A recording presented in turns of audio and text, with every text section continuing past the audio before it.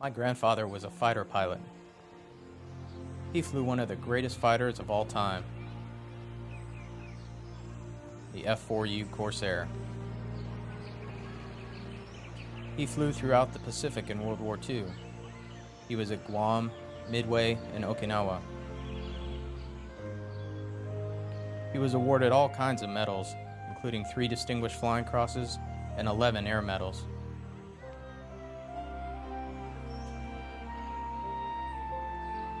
When I was a kid, I thought he must have won the war all by himself.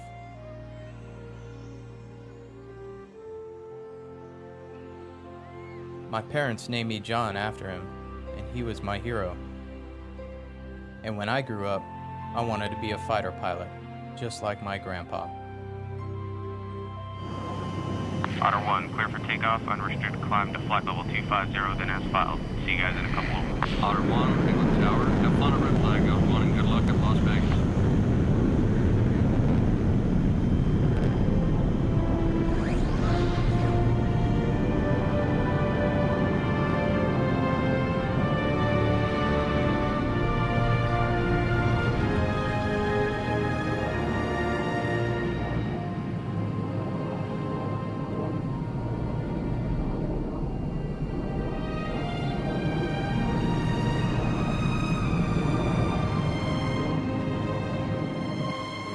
Otter 1, Miami Center. Contact Houston Center, 238.5. Otter 1, heads up traffic, 350, 6 miles, 22,000 feet eastbound.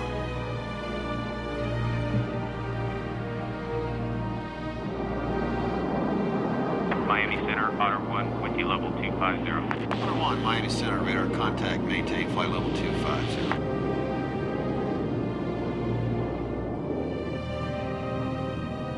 As a young guy out of flight school, flying the most powerful fighter ever built, it's hard not to think of yourself as pretty cool, and I did.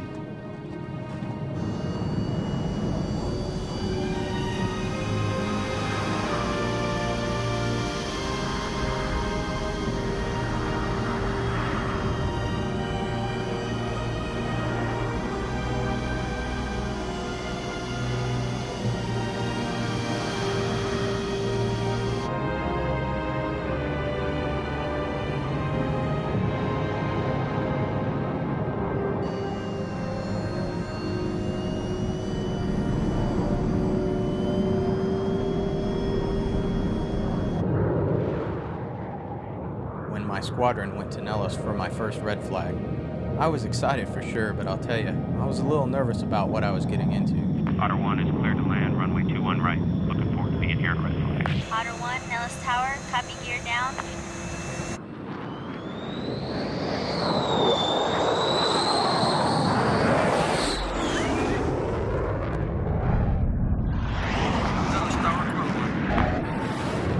Nellis Tower, Chaco 1-1. Base number 1 with the gear. Welcome to Vegas, boys.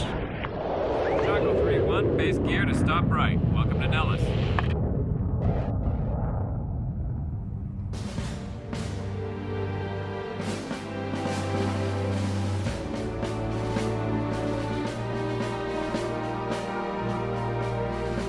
Here at Nellis Air Force Base in Nevada, 128 aircraft from 6 countries have assembled for the largest air combat exercises in the world. For the next 14 days, these aircraft and their crews will undertake a simulated air war. For many, it will be the final tune-up before they go into actual combat. They call it Red Flag.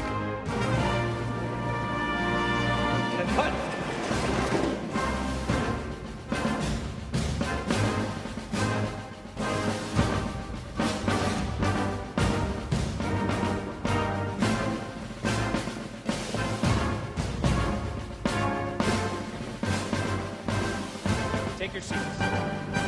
Ladies and gentlemen, good morning. To our American pilots and crews, and especially to our allied partners, I'd like to be the first to welcome you to Red Flag. Nations from around the world are gathered here today, including countries from Germany with their Tornadoes, Italy with their F-16. Here I was, surrounded by the best fighter pilots in the world. But I think that all of us young pilots felt like we had something to prove, that we deserved to be there, and I wasn't any different. The best aircraft In fact, together, you currently represent the second largest combat air force anywhere in the world. Ceiling's 15,000. 15 to 20,000.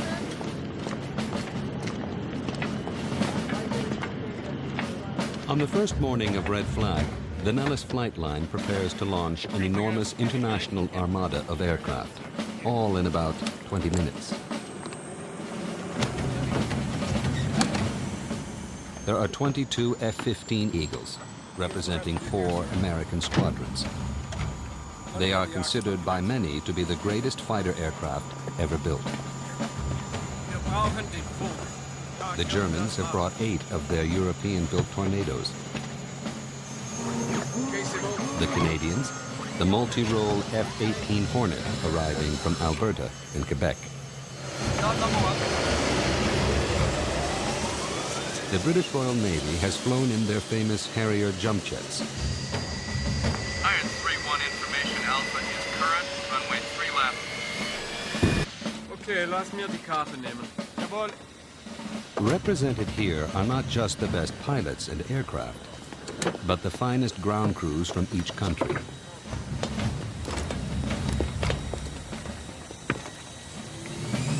How do you hear me?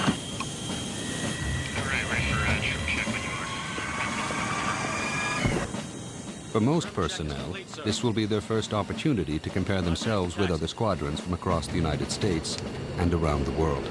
Eagle 2-1, on the hold. Eagle copy.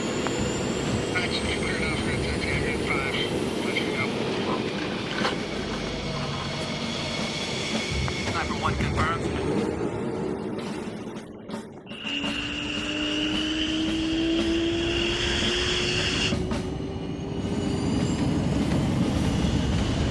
Will 1, contact ground. Roger, Will 1. Nellis Tower, Iron 3-1, runway 3 left. Chaco 2-1, flex turnouts approved. Good luck on mission 1, Chaco 2-1.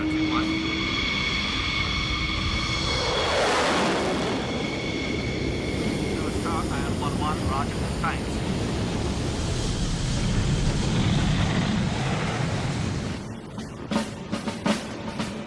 Sniper 1, clear takeoff. Let's make it happen, boys.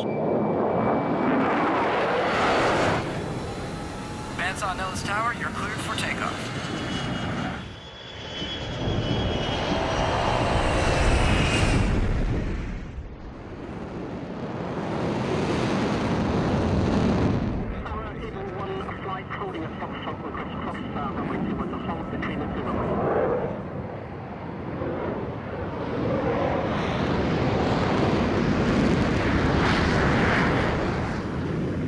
Chaco 2-1, Nellis Tower, unrestricted climb approved. Contact bandsaw at 3584. Tower, Chaco 2-1, copy.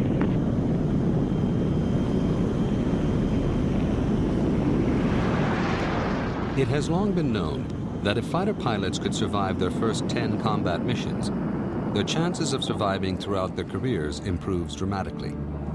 Lass uns den Check machen. Red Flag was created to provide those first 10 missions, and they make it as real as humanly possible. What is about to happen is considered by pilots to be more challenging and dangerous than war itself. Salt 1 as frag. Controllo operativo e radio. 1, 2, 3, 4. Les gars, on va faire la vérification de la radio. 1, 2, 3. A ghostly B-2 heavy bomber floats toward the battlefield. Their job is to destroy the ground-based missile launchers before the enemy is even aware of the coming battle. A pair of stealth F-117s follow close behind. B-1s have arrived from an undisclosed distant location to provide additional bomber support if necessary.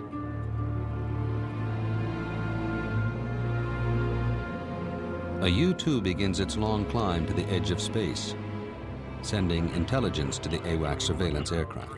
18,000 heavy, 4 contacts.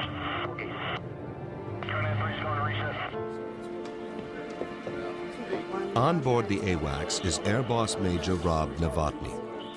He will monitor the air war about to take place. AWACS crews use inputs from space systems and radar to understand the battle situation. Each aircraft broadcasts real-time telemetry that appears as three-dimensional imagery on board the AWACS. In this war, most of the aircraft are good guys, known as the Blue Force. The bad guys are the Red Force, or the aggressors. The bad guys fly 12 highly maneuverable F-16s. They are among the finest pilots in the United States Air Force. Sniper 1 is ready. Tractor is the Red Force's mission commander.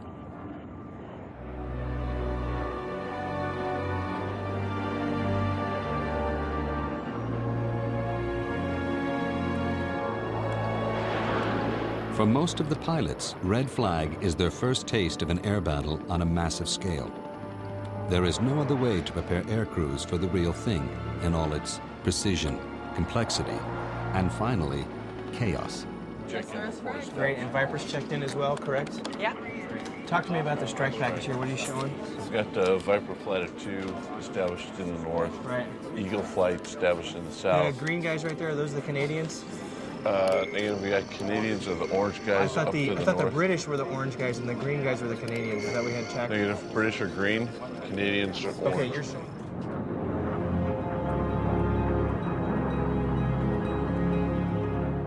"5 miles out, both sides begin firing heat-seeking missiles. Sniper flight. Deploying a tactical formation. Let's give them all they can handle. Flares are used to distract the inbound missiles from enemy aircraft. Chaco flight, commit. Group bullseye 3302. Lights on Chaco, copies.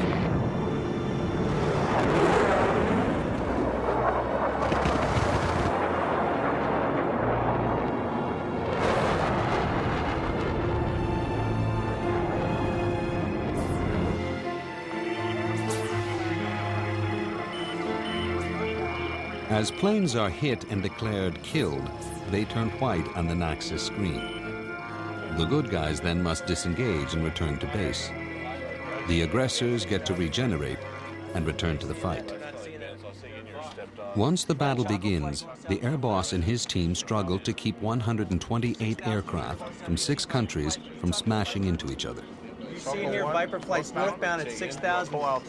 You need to get on the phone right now. Get Viper and Chaco moving. They're going to hit.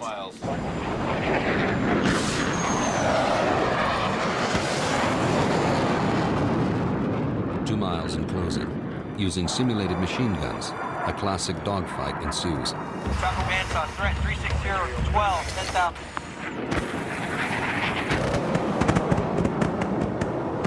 Sniper 1's Tally 2 ship. Off my nose.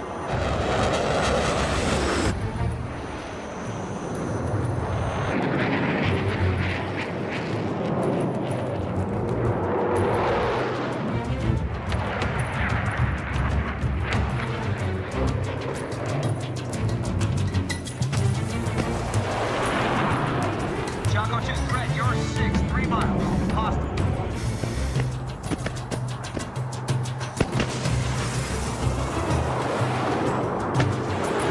Sniper 1, they're giving me a good fight.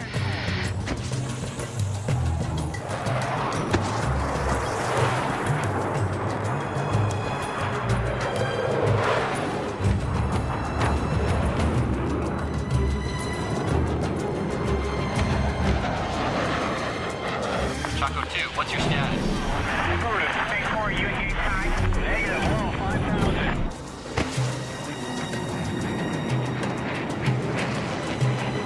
Chaco 2 is defensive. Chaco 2 is Tally 1. Good try, but not good enough.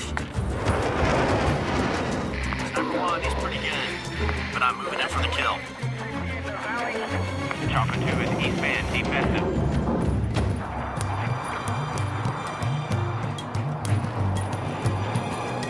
Sniper 1, targeted there.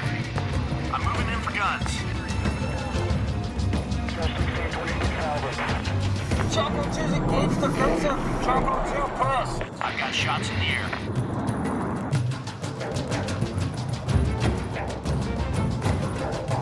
Chocolate 2-1, keep the turn going. Matt, 6 o'clock. Jake.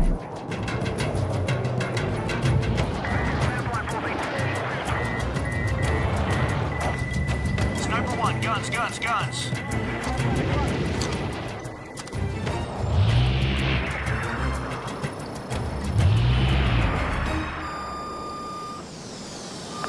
Showtime, copy kill. Yeah! Chocolate 2-1, Showtime, you're dead. Red Flag is not a contest or a competition. There are no winners or losers. It is about training and saving lives. I was killed on my first mission at Red Flag. I was mad, and I had a long, lonely flight back to base to think about it.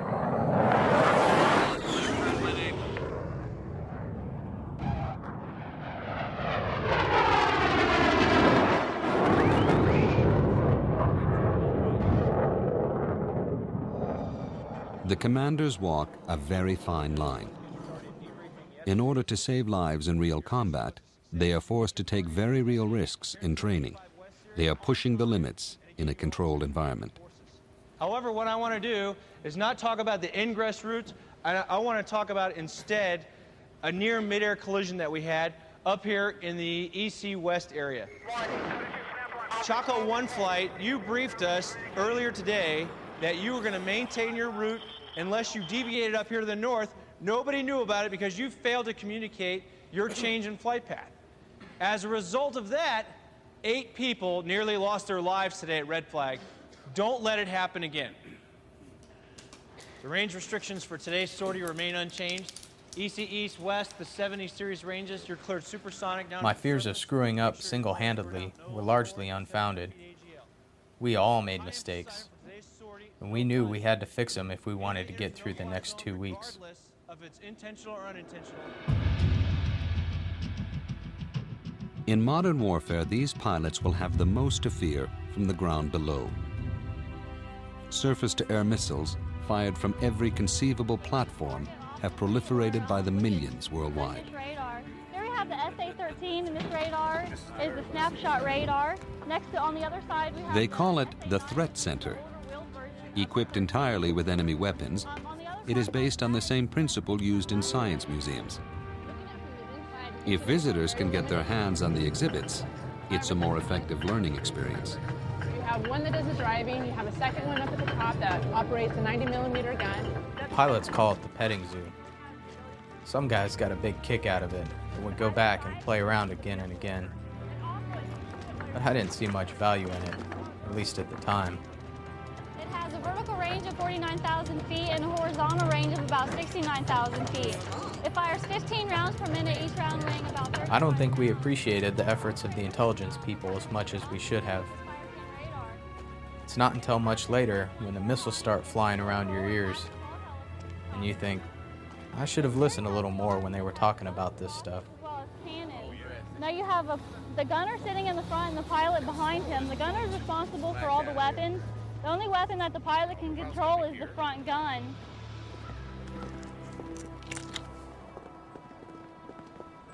At 5 a.m. each day, they search for perhaps a single pebble blown overnight onto the runway by the desert wind. One tiny pebble that otherwise might get sucked into an aircraft's engine. It's quite possible for a crew to lose both their aircraft and their lives before even leaving the ground.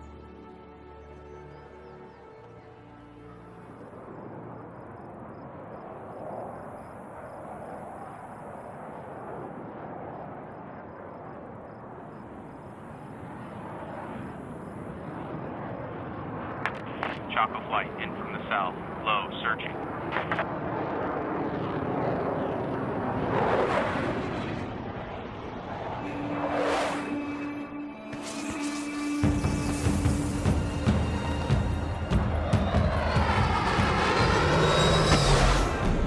.600 miles an hour, under the radar, hugging the rocks, and at the same time, you're trying to outthink and outfly the enemy. Make a mistake down low, and smack right into the rocks.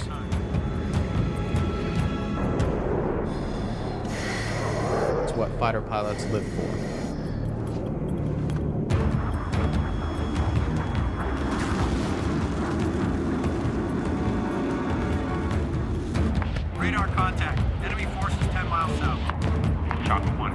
or southbound.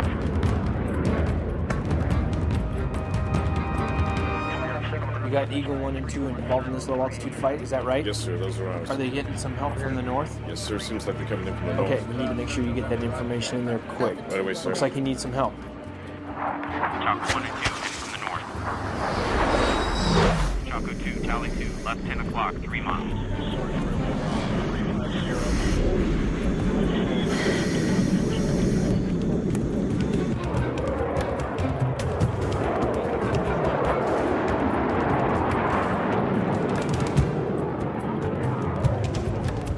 Here, a squadron of F-15 search enemy territory for potential targets. Tractor and his aggressors have an edge in these games. This is their playground. They have chased visiting pilots through these canyons for years. They make a formidable enemy. Sniper flight. Most kills wins. Let's go.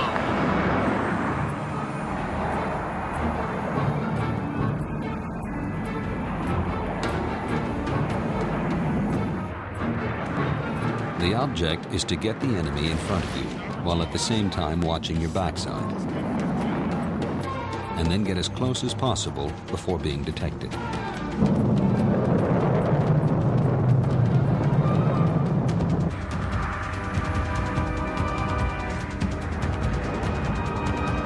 Possible mix. Tucker 1's engaged. I'm taking it low.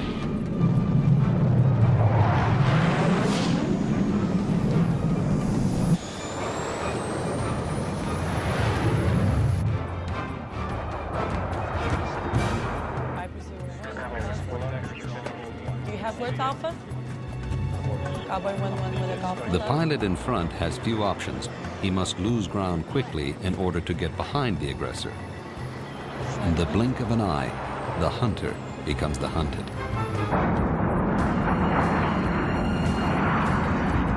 Naval missiles, bandit and flaring.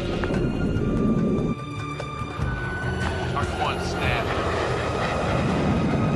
Sniper 2 spiked. They're targeting me.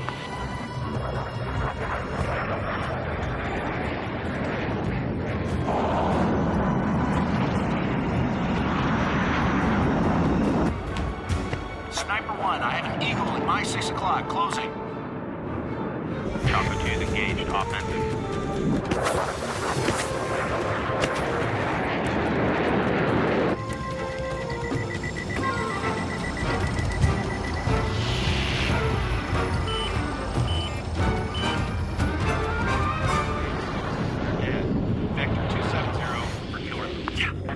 Chaco, nice move.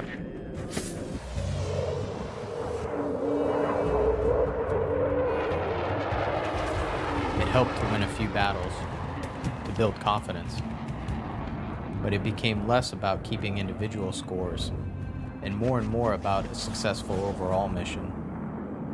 Shooting down the bad guys is extremely important, but it's just a small part of the greater objective. If the bombs don't hit their targets, none of us has accomplished our mission.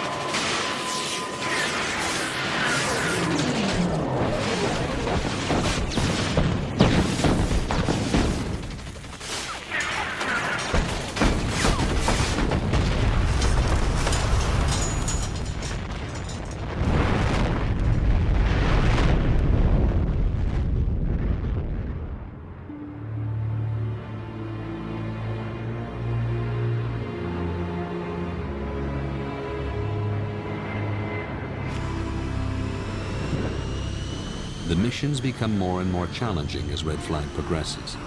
Combat periods are extended in length and intensity, and exhausted pilots are often required to refuel their aircraft simply to make it back to base. Believe it or not, Sometimes the toughest part of the mission is just getting there and back. Refueling is one of the most challenging skills to master. It can be a serious situation if you can't take on fuel. In real combat, if you run out of gas and have to eject, you risk being captured.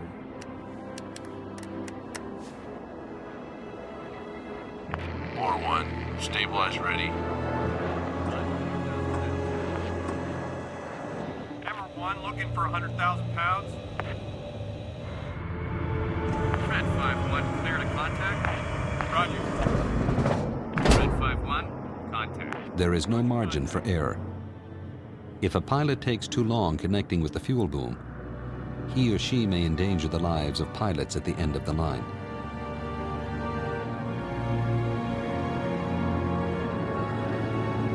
Sniper 2, winds 270 at 6. Clear to land. Gear down, field in sight.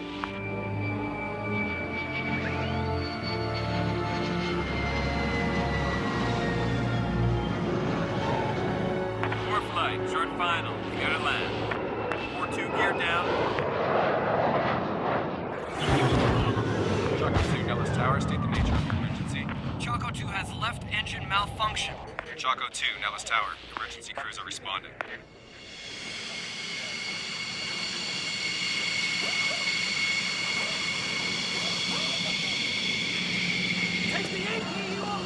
Low-level flying is particularly hard on fighter aircraft. Engines suck in dust and even birds. Because squadrons are visiting from around the world, there are rarely spare aircraft in case of mechanical problems. Ground crews are put under intense pressure to keep their aircraft flying. Mechanics are well aware that a small error in the assembly of the engine could result in a fatal explosion, either on the test bed or in the air. Alrighty, going up to max. Go ahead, keep an eye on it.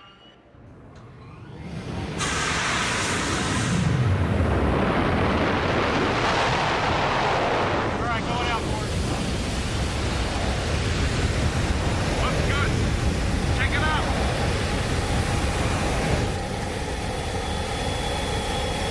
All right, you're back. We got back.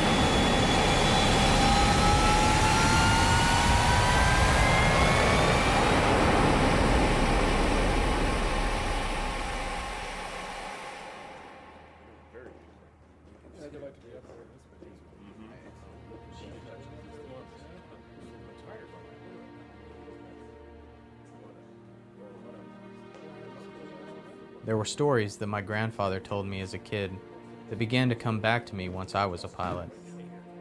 The machine gun that jammed. The gas tank sitting in your lap waiting to blow up.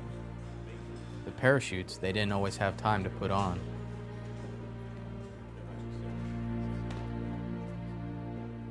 I remember he said they were more proud of the bullet holes in their aircraft than they were of their medals.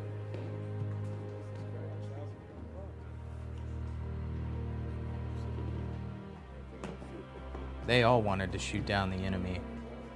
But I think my grandfather changed his views as he got older. Look at this. He admired the young enemy pilots and their incredible bravery. I remember he spoke of them with respect.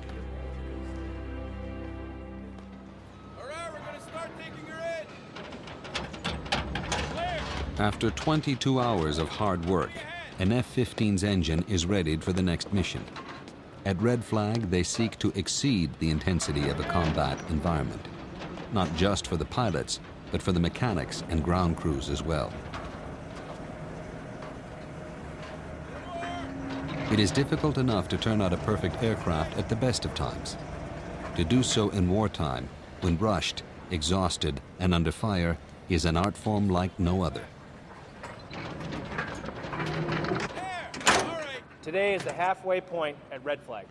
However, we all know that planned missions are easy ones. And this mission today is not planned. From my own personal combat experiences and those of us at the Red Flag staff, I can tell you it's the unplanned missions that are the most dangerous ones. And that's why we've added this mission to the Red Flag course. You're going to have to go further into enemy territory because lives are at stake. If all of you aren't at the top of your game, people are going to lose their lives today.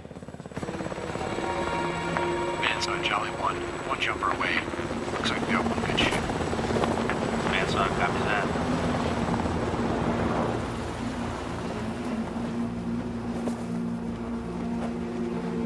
Ladies and gentlemen, I've just been told that we've lost an aircraft and we have a pilot on the ground.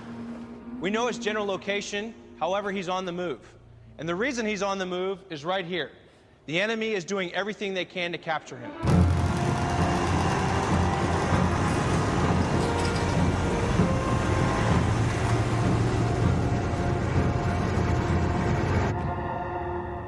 They give you no warning whatsoever for this exercise.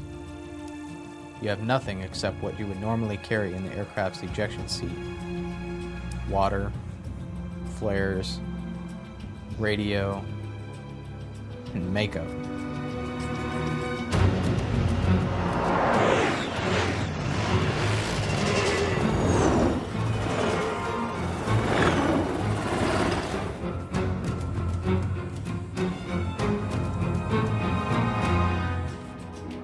In this exercise, the commander can communicate via satellite with a downed pilot. But the pilot on the ground must remain silent in order not to give away his position. Speaking in coded language, he warns the pilot of the approaching danger from both the ground and the air. Tell your man to get down now. 951, seek conceal. 951, enemy helo south of your position. Hole up now.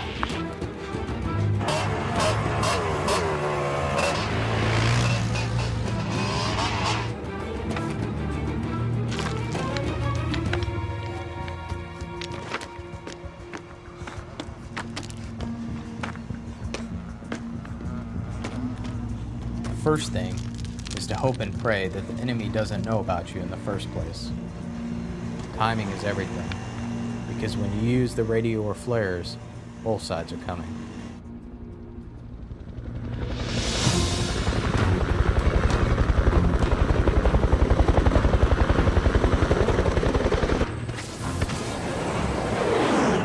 Snake 2-4 egressing north. Abort the capture.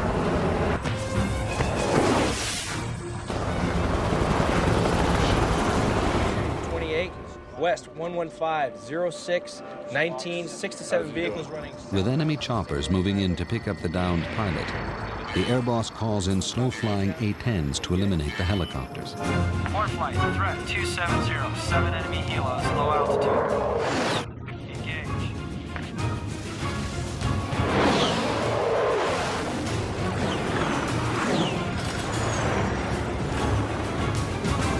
And snake flight, abort, abort, abort.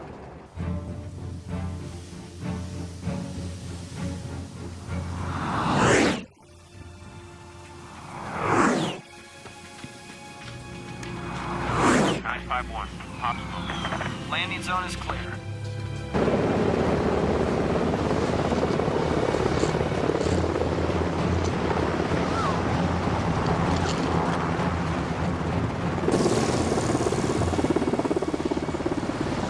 When they came to pick me up, I wasn't completely sure if they were the good guys or not.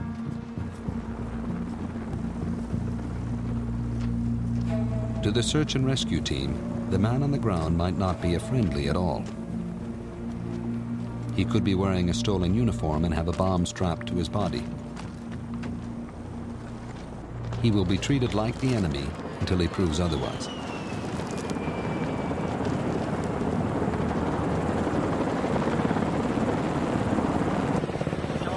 I really thought the search and rescue was going to be silly. But when I saw the PJs were training in earnest, that they were fully prepared to do it for real, to risk their lives for someone they didn't even know, Thanks. I was truly humbled.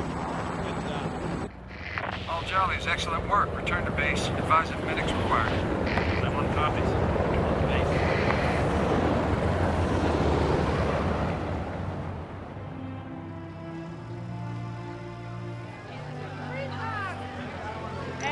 Throughout Red Flag, I began to appreciate the idea that I was part of a team, that everyone's role was just as important as mine.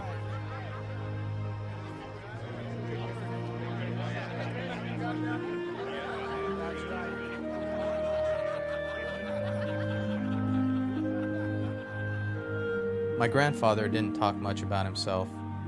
But he did talk about the friends he made. Ground crews, mechanics, other pilots.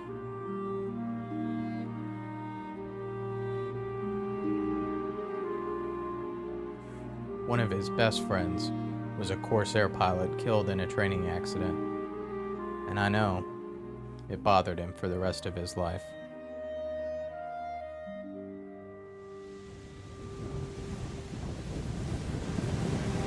Throughout the history of air combat, countless air crews have successfully brought their battle-damaged aircraft home only to die on the runway a few feet and a few moments from rescue.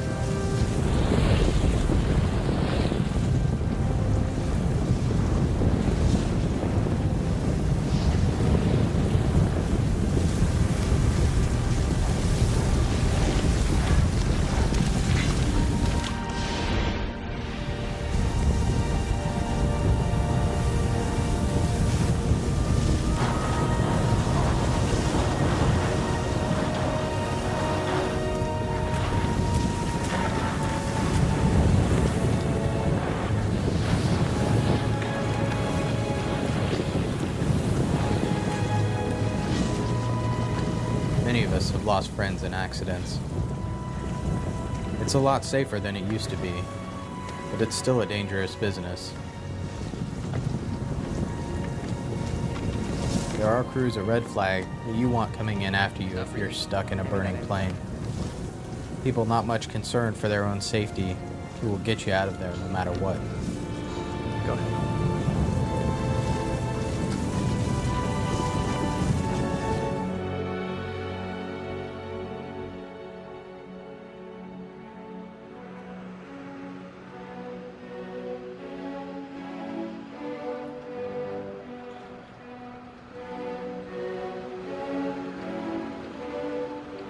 Approaching the final missions of a Red Flag, the dummy weapons are traded for the real thing.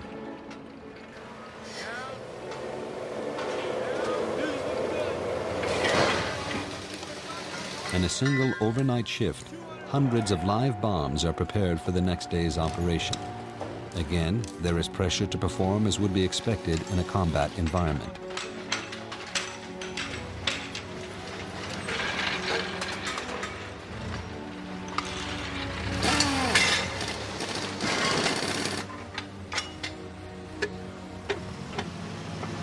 They work quickly, but with great care. A slight error in a critical setting could destroy an aircraft and its crew.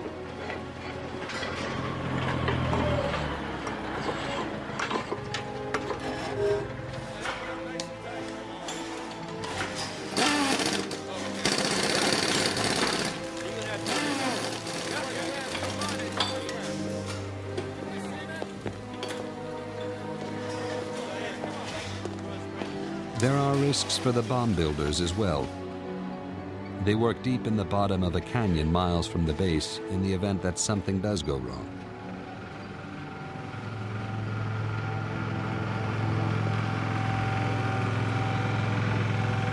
What I'm about to show you is the enemy's last attempt to fortify their frontline forces. We've learned that they're bringing everything forward that they can. Surface-to-surface rockets, tanks, and anti-aircraft guns. Everything we've done at this point has been for training. Today, we're going to do it for real. And we're going to give them everything that we've got.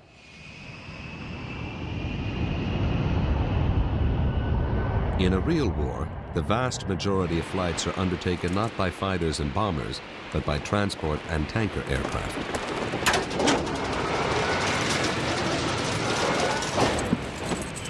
At Red Flag, a giant C-17 using GPS navigation practices precision dropping of humanitarian supplies.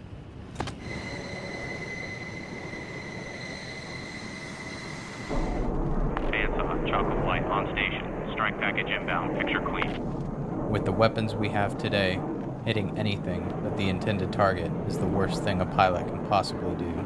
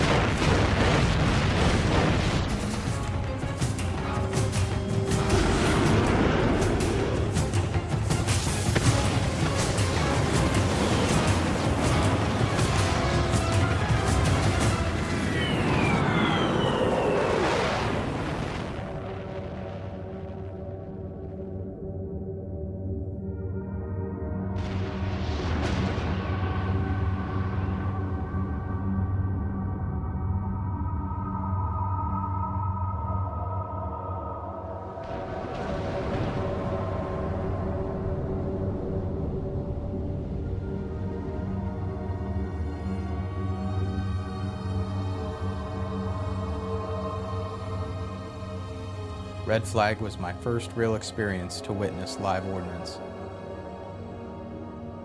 and it was sobering indeed. Choco Flight, targets destroyed, 10 minutes fuel remaining. Hands on copies. 7 or 8, and it looks like the southern target strike flight was successful with them. So Good we got striking everything. run from them. Looks like we got it all. We got it all. Yeah. Okay. Good work. And the eastern western target, no problem there. Let's bring him home. Hands up, War 1. Targets hit, but bingo fuel. War Flight, roger. Return to base. Choco Flights, returning to base. Going in, I thought Red Flag was a chance to prove myself. Then it became all about pulling off a good mission, and there was a lot of personal satisfaction in that. But now, thinking back, what I learned at Red Flag was not just about how good I was or wasn't. It was the sense of becoming part of something more important than myself.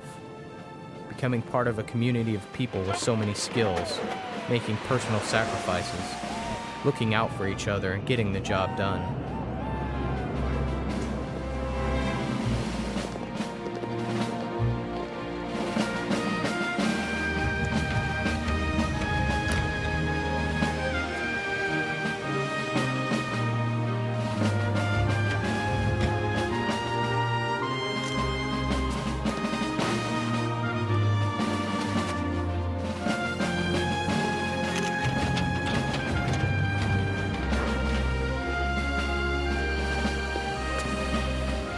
I made friends with pilots and crews from all over the states and around the world.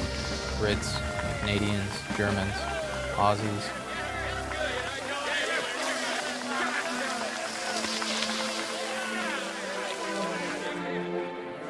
It was a wonderful experience, and I'll remember it as long as I live.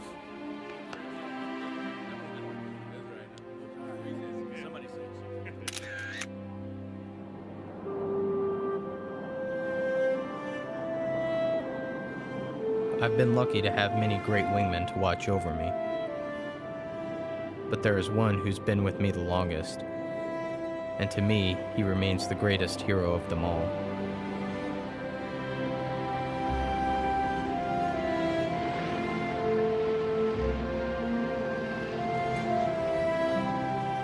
My grandfather said that being a fighter pilot was the best job on earth.